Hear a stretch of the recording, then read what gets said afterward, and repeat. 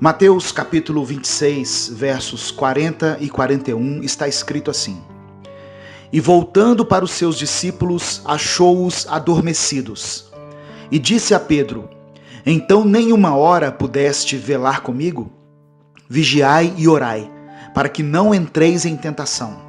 Na verdade, o espírito está pronto, mas a carne é fraca. Essa passagem relata o momento que precedeu a morte de Cristo, o momento em que ele foi orar no Getsêmani. A Bíblia nos conta que Jesus levou 3 discípulos com ele, e um deles era Pedro. Jesus estava aflito, pois, mesmo sendo filho de Deus, a sua condição humana temia o que estava por vir, pois ele experimentaria o cálice da ira de Deus. Então ele pede para seus discípulos ficarem ali e orarem por ele. Quando ele volta, os discípulos estão dormindo. Porém, quando Jesus vai repreendê-los pela atitude, ele dirige a palavra primeiramente a Pedro. Você já parou para pensar o porquê disso? Pedro era uma pessoa fervorosa, muito impulsivo, sempre se declarando a Jesus e jurando que estaria sempre ao lado dele. Talvez por isso a indignação com Pedro, pois Jesus contava com ele. E mesmo sabendo que Pedro o negaria, Jesus também sabia que Pedro havia sido escolhido pelo Senhor para pregar o Evangelho. E também sabia do potencial que Pedro tinha quando estivesse sendo usado por Deus.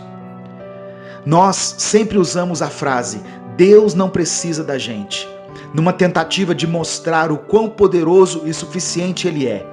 Mas muitas vezes essa frase apenas revela o quão negligentes nós somos em relação às responsabilidades que Deus nos deixou. Deus não precisava ter feito nada do que Ele fez, nem ao menos precisava ter criado o mundo, porém Ele quis fazer assim. Entende que o precisar é uma condição nossa e o querer é uma condição dele?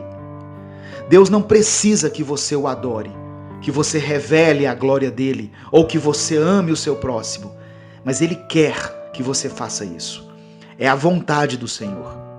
Então podemos parar de repetir que Deus não precisa de nós e devemos começar a agir de acordo com a vontade dele, pois Ele nos escolheu para cumprir os seus propósitos aqui na terra.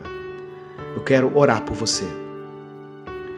Senhor, obrigado por sua palavra. Nós pedimos perdão por sempre atribuir ao Senhor uma responsabilidade que é nossa. Somos negligentes e perversos, a ponto de usarmos a sua própria palavra conforme nos convém. Nos encha com sua compaixão e com o seu amor pelas pessoas, a ponto de não adiarmos mais a pregação do seu evangelho a todos que necessitam ouvi-lo. Eu oro em nome de Jesus. Amém. Você sabia que as mensagens Minuto com Deus também foram lançadas em formato de livro? Uma mensagem para cada dia do ano. Acesse www.upbooks.com.br/Minuto com Deus e adquira o seu. Deus te abençoe. Eu sou o pastor Edivaldo Oliveira e esse foi mais um Minuto com Deus.